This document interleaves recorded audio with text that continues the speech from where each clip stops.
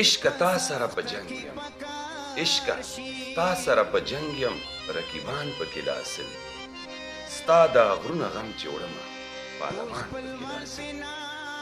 خلک وایي چې خیالمند خو د غرور سلام ناخلي خلک وایي چې خیالمند خو د غرور سلام ناخلي چې خپل ځان د چا نه ورک شي نو جهان پکې داسل سلامونه نیکی هیلې و ډېر ډېر احترامات دوستانو ستاسو ورور ستاسو ملګری ثمره فریدی یم امید دی چې روغ جوړ به وئ او د صحت په جامه به وئ د انګازي ټي وي پروګرام د ادبي سیرې او په ادبي سیرې کې نن ما سره مشهور او مقبول شخصیت د باړې د سیمې محترم میا جهان خیالمند صاحب موجود دی د سره به د په ژوند فن او په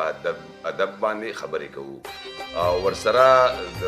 جمرود د سیمې مشهور مقبول شاعر ریاض فریدی هم موجود دی دنه به د خیالمند صاحب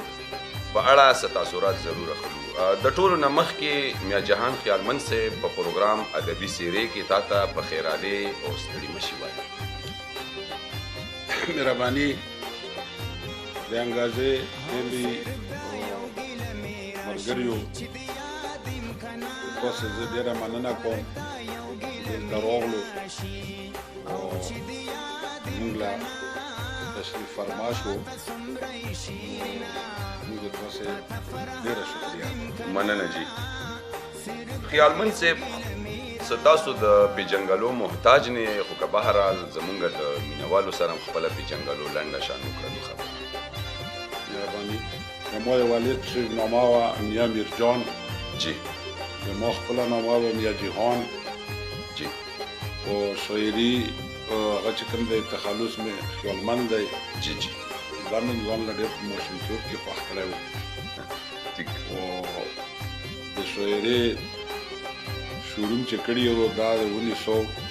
1940 هغه 40 درېیمه ویم 40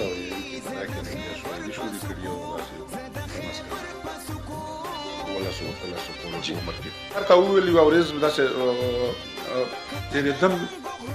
یو وخت جادران منتظر شو داسې روان وم مولوي صاحب وویل چې دا ډېره غټ شاعر دی موږ ویل کې وو او هغه ډېر ښکلی حیثیت و او ډېر چا چې به روان و په کې ډېر ښه ناز و پکې په قدم کې یې او ډېره ښه دور ډېر ښه بدیمین ښکلی سړی و نو هغه ما بس چې ولیدو ما له هغه خپل هغه سوچ راغلو چې یاره زه خو دغه شیونه اورېدلې ګوتې پکې وم تر اوسه یې دغه سره میلاو شه دا سوچ مې وکړو صحیح نو بیا د باړې تلوونو په غاړه په دغه ځای له بدای مازدیګر چې دوکان به یې وکړو په کمراباد مارکیټ کې دوکان و د باړې ډنډونه ورته یې تلوونه د دغو تلوونو په غاړه ډېره ښه پس منظر و ګلونه او باغ غوندې و پکې بیا مالي نوس و مالي نامه وبې چمنی ورته ویل خو نامه یې جمال الدین وه خیال دی چې د دغه سنګو و نو هغه به یې رابوپلو و منتظر چې به ورته مازدیګر کې ارتلو په کاټ به ورته ناست و نو زه مې یوه ورځ بس ورنږدې شوم هغه سره یې مون تعلقات وو ښه هغه رابوب په هغه چې بیا ورنږدې شوم زه چې کېناستو بس سره خبرې مبرې تړیماش مې وکړه دا به یې وکړو بیا مولا هغه سره زه کېناستم هغه رابوب ټینګولو ما به سره څه شی وویل چې ومې ویلو نو بیا مطلب دا دی چې ما سره ته ګپ جوړ کړو منتظر شو ما له ویل چې ته ما چې زه خو نور هغه نه کوم خو لکه دغه شیونه کوم ما له ویل چې ته خو ډېر ښه غزل وویلو غزل وي که نه هغه پېژنم نو بیا یې ته وویل چې ښه بس ته ما سره لږ کښېنه او ته شاعر یې ټیک ټیک شو بس کېناستم بیا مې میلوېدل چې ورسره شوري کړ نو چې کوم څه مو ځان سره به په خپله کې مطلب د انګازې کول یا مطلب دا دی چې یو طرز به مې داسې لوف غوندې به مې جوړولو نو هغه به درته وویل چې دا ټوله شاعري ده ټیک نو زه هم هغه غوندې شوم چې ټوله څنګه شاعري وه ځکه چې په ویرمایان غوندې یې کړم بس موله یې وویل چې ته شاعري کوه ټیک شاعري مې هغه وخت نه شروع کړه بیا لوړ و حمزه صاحب سره یې مخ کړم په 1976 کې ورسره یې مخ هم کړم مشاعره مې ورسره وکړه ډېره درنه مشاعره وشوه ورته لاس اوته زره خلکو ته مشې له راغلي اوس که چې همدا څوک خپله وکړي په داره کې غلی یم بوتو وړومبي ځل یې سټیج له هم وخېجولو هغه د سټیج شاعري مو وکړه هغې کې دود هم میله وشوه وخت په مطابق نو بیا مې بس هغې نه شاعري بس چې شوري شوي او بیا مې چا نه تپوس د شاعري نه یې کړی چې زه شاعر یم و که نه یم لکه مطلب دا دی کوفیه او ردیف پوه شوې ګریمر و مطلب دا دی چې توربیته و لوبه و ټپه و غزل و نظم و نثر اکتا و مطلب بیا مې باقاعده دا شاعري سبق مې بیا د همدنه زده کړو د منتظر شو بیا به چې مې راویدونو بیا به یې مونه غزل اورېدو موله مې ویل چې څه غزل یا یرته مو ورته ویل لوړم همدا سوی پکې مې لوړ شو عبدالرحمن لوګی کاکا خیل هغه سره مې ملګري هم شوه بیا لږ په جیل کې هم سره لږ جیل هم سره روغلو مو ووایه په جیل کې هم سره دوه کاله تېر کړ پاکې هم د یو بل نه هغه سره هم نوستی وشو بیا جګر سوی د مونږ په الوکا کې و ریاض سوی نوستی هغه دا ټول د ډایرکټ پېژندل هم پکې ګاپي هم ورسره ښه خدمات یې هم ورته بیا جګر سوی سره یې مخ کړم منتظر سوی هم په منتظر سوی کنیال مو د قوم و شلو بارای و جی جی او منتظر سوی ورته وخالو چې راده هغه شیونه دغه سره ملاقات وشو او په یوه وجه چې ته خو دا شاعران ډېر دماغوي دي لکه دا شاعر داسې 50% کور چلیږي بیا یې 100 کوشش نه کوي بس یې چې معامله روانه وه زمونږ غزل داسې و چې غزل به مو جوړ کړو نو غزل به مطلب دا دی چې هغه به لوړو کورونو ملګریو به یوړو چې یو به وړو هغه به دومره لرې پرې ورسېدو چې مو به په زړه کې وویل بس ته ضرور دی کتاب لا خو سودون چلیږي سړي دوکان چلیږي پر مطلب کې څه ضرور وي چې په روپۍ لګېږي چې ته چې دوکان لیسنس د هغې پوره لیسنس دی من صاحب په دې وخت کې په باړه سیمه باندې څومره غونډې روانې او ته په باقاعده طور کمې غونډې سره تعلق دی زه خو مې داسې ته وایم چې غونډې خو ډېرې صفتي دي خو لکه مو دا ریاض سوی ناستی مو په باقاعده طریقه باندې د ادب هېڅ خدمت هم نه یې کړی د هغې وجه وه چې غونډې ټولې روانې وي متعلقات یې ټولو سره هم ښه وي جی خو غونډه چې کېږي دا په چا کېږي و چې هغه په چا کېږي و هغه خلک مخلص نه وي که نه نو مطلب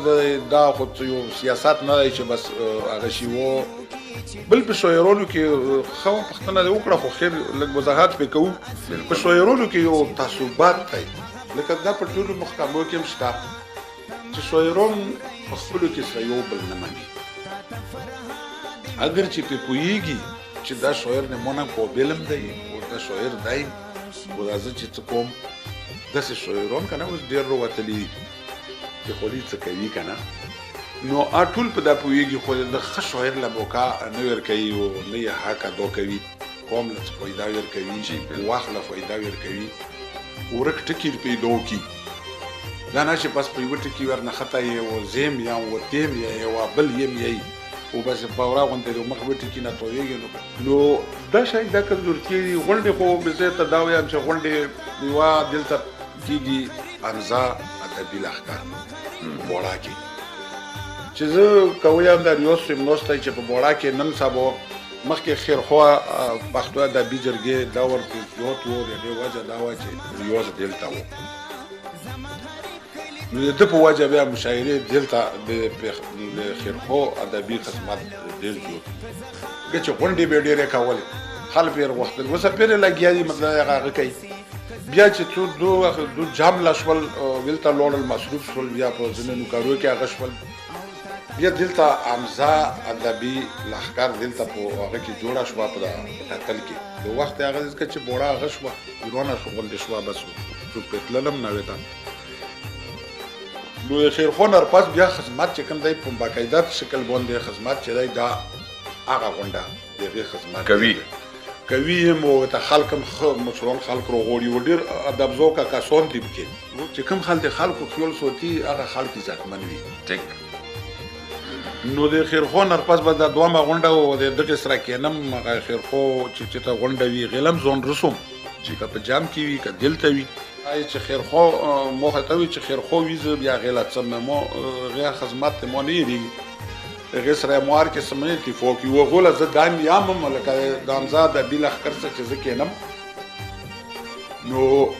هغه چې کوم دی مطلب دا دی چې هغو هم زه پکې خیرخو ملاتړ کوم ذکر کوي خو په باقاعده شکل باندې چې نن سبا کومه غونډه کېږي د هغه د بوړې په توسیل باندې نو دا مستقله غونډه چې و دا د امزاد د بي لښکر و لکه په سټیچونو م یایم دا چې دغې وجې نه م نه یایم خدمت یې و او خدمت یې شته خو اوس چې چېرته په بوړه اوس هم غونډه کوي جی جی اوس هم اچانک غونډه چې کوي لکه څلورې ګرتې ټیم وي پکې وایي چې یاره موږ یوه غونډه کوو اوس هم ښه کوفي خلک وترځي چلان کې ښه په عزت کې وترځي هغه خلک عزت کوي لکه اوس دا مخکې یوه غونډه وه نو مطلب دا دی چې دا د امزاد د بي لښکر والا چې و ټول وترځي یو هم ته پوته نه شو ټیک نو ځینې خلکو کې اخلاص وي بالکل اوس موږ څه ته وایي چې اوس نور هم خلک کوشش کوي په دا خو شو کې داسې نومې مومې جوړې کړي پروګرامونه کوي په ټلویزیون یې کوي په هغه یې کوي میډیا لاین ور کوي خو هغه صرف د دومره درته وایم چې هغه صرف د شیشې کور وي د دوه درو کسو غونډه وي اوس را غونډ شي یو ریکارډ یې جوړ کړي و مطلب دا دی شیشې له یې ولګي خو مستقلې غونډې درې چې موخه ته چې خیرخوا د بي جرګه د کوم وخت نه د ریوزو پرېږدي د وجې نه ټیک او خبره دغې نه کوم چې مو سره خو چې ریوزو پرېږدی و نو دا دوی خو یایي چې خیرخوا دی هغه مور دو مو زه چې ریوزو پرېږدی د خیرخوا مور دو ټیک نو دا خو باندې خو تاسې ټول ښه پوهېږو ریاضو پرېدای پرې پوهېږي مو د غزلې کم از کم یو فنکور ډېر یې یایي نور هم بېل یې خو هغه یې داسې نه یایي چې موږ دمه پرې وشي ځکه چې هغه اپې خپل غرض کوي و دا چې کوم فنکور موږ له غزل یایي نو اپې ځوان خوري نن هغه دومره خوري کوي و دومره ښه غزلګوی دی که نه چې هغه په غزل هغه دومره پوهېږي و بې موږ غوندې انپړ هم دی ټیک خو پخکې الله پاک دا استعداد اچولی دی چې هغه بالکل د خپلو شاعرانو غزل یایي لکه اوس د رحمان بابا د پشوري کې یو بیا خوشحال خټک خلیل بابا دا د هغه په زړه کې پروته دي فاتر خسرو و خیبر و پرېدی ټیک زه و ریاض خو په بندو کې وچوي نو مطلب دا دی چې هغه داسې سړی دی که زه اوس ځینې خبره کوم ریاض بیا هغې کې چې ځینې غزل یایم نه ټیک هغې کې یو پوخ هغه دی ځکه چې اوس که خیال دی وي چې هر وخت یو سړي غټ غټ کورونه کړي وي و غټو خلکو خبرې یې کړي وي هغه له بیا وړې خبرې خوند نه ورکوي ځکه چې اوس یې امزاد سوی په سوچ باندې خبره دی حمید بابا د خوشحال بابا د رحمان بابا بیا به وروستو مطلب یې لکه ته خپلواکي مې ته خاطر نه وخلو خیبر مې ته وخلو داسې خسرو مې ته وخلو نو دا مطلب دا دی چې دا ټول نو دا ظاهر موشکل چې دا د موږ غزل یایي و خوشحالي محسوسوو خوشحالي محسوسوو چې د خوشحالي نه چې دومره عزت یې کوو چې چېرته یې ووینو موږ یو چې شی وکړو چې ته ورته سلوټ وکړو خیالمن صاحب ټول مینوال وی د غزل په انتظار وي څنګه د خوښه دی خوندور کلام ورته ډالۍ کوي بادشاه په تخت ودرئ بادشاه په تخت ودرئ وګوره ډېر سخت ودرئ ډېر ښه بادشاه په تخت ودرئ وګوره ډېر سخت ودرئ خو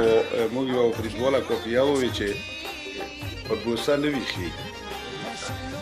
په ګوسه نه ویښېږي خپله یې په کاست ودرئ ډېر ښه ډېر ښکلی په ګوسه نه ویښېږي خپله یې په کاست ودرئ او فریدواله کاپیه وخه جی جی خو دا موږ د دغې لپاره لګوو چې دا ځینې کاپیې موږ راوړو په منظر باندې اوس پېښوري دا کاست چې دی که نه دا موږ مطلب دا ټول لر و بر پښتانه په الفاظو کې کاست یایو صحیح په لیکلو کې بیا په دال لیکو خو دا څه لا ورک کړو کروڑونه خلک یو ټکی یایي او بیا یې په لیکلو کې ما په شعر کې ما لګوه څه لا ونه لګوو نو یې چې په ګوسه نه ویښېږي خپله یې په کاست ودرئ خلکو والي ته جوړ کړو. واه واه خلکو والي ته جوړ کړو ولته خور ماس ودی. واه ډېر ښکلی خلکو والي ته جوړ کړو ولته خور ماس ودی. یی چې خیالمنده میوي خوا خیالمنده میوي خوا خپله نو وخت ودی. ډېر ښکلی د اخري بند بیا وایه چې خیالمنده میوي خوا خپله نو وخت ودی. بل غزل دا یی چې کله رانږدې شي او کله رانه لرې شي. کله کله رانږدې شي او کله رانه لرې شي او کله مې دشمن ښکاري او کله مې ملګری شي. واه واه ډېر ښکلی ډېر ښکلی کله رانږدې شي او کله رانه لرې شي او کله مې دشمن ښکاري او کله مې ملګری شي. ډېر ښکلی کله په ژړا کې په خندا شي جادوګره. کله په ژړا کې په خندا شي جادوګره او کله سپینې واورې شي او کله اور دې سړې شي. ډېر ښکلی ډېر مزېدار ډېر ښکلی زه چې د تیرار غرونو سیل وکړو ګلابه. زه چې د تیرا د غرونو سیل وکړو ګلابه. او یی چې زه به ټوټه پیشم او ته به څو سندرې شي. ډېر ښکلی ډېر ښکلی زه چې د تیرار غرونو سیل وکړو ګلابه زه به ټوټه پیشم او ته به څو سندرې شي. او یی چې پیخ که د ځنګل په ازمارو شوې غنم رنګیا. پیخ که د ځنګل په ازمارو شوې غنم رنګیا او چې پټ شه په ګوره ګوره کې او شان به دې ګورګورې شي. ډېر ښکلی ډېر ښکلی پیخ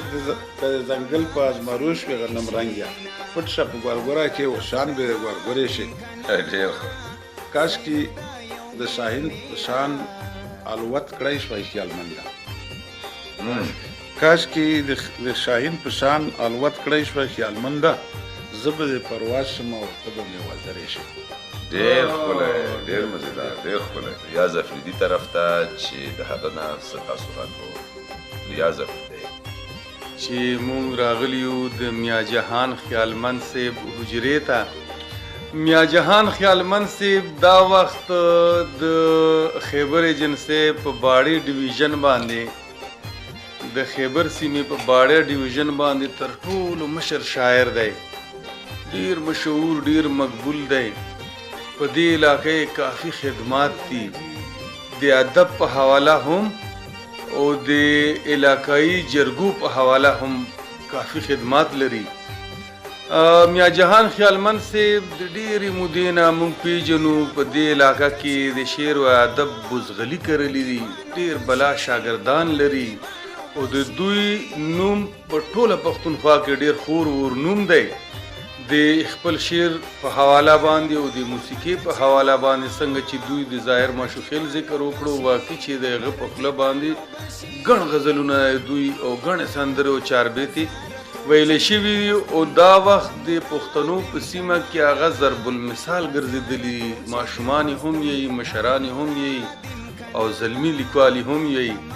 دا ډیره د خوشخبری او نیکبخته ورځ ده چې نن موږ راغلي یو د میا جهان خیالمند صاحب سره مناسبه دی. د دوی خدمات په دومره لنډ تنګ وخت کې ذکر کول یقینا چې ممکن نه دي. بیا هم ما دا څو لفظونه دوی په حق له وکړل. که دوی په شخصیت باندې مونږ خبرې کوو نو دا لږ غوندې پروګرام څه چې ما په خیال سره یو ضخیم کتاب هم کم دی په دې هکله. د ډېر ګڼ اوصاف دي. دکې چې کومې پښتونولي خوبي، دکې چې کوم د مینې محبت سلسله ده، د سره چې کوم د علاقې د جرګو د مرکو مشرانه ده او د سره چې کوم د ادب دا اعزاز دی چې په دې وخت کې دی ډېر مقبول کړی دی. په ډېر وطن کې دی خلک پیژني. نو دې احاطه په دومره لږ ټیم کې نشي کېدی.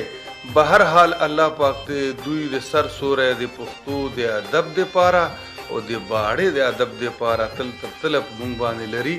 الله دې ژوندی لري. ډېره مننه. خیالمند صاحب د شاعرۍ په کومو صنفونو مو زیات لیک کړی؟ مو په غزل ډېر کور کړی جی او په دوام نمبر کې په نظم جی او دا کچوربیته شوه یا هغه شوې لوبې شوې نو په دا باندې کام لږ شوی خو په غزل او په نظم په دا مې کور ډېر کړی. دوستانو دا و د نن پروګرام د بي سیري چې د محترم مشر شاعر میا جهان خیالمند صاحب په ژوند فن او په ادبي خدماتو مشتمل و.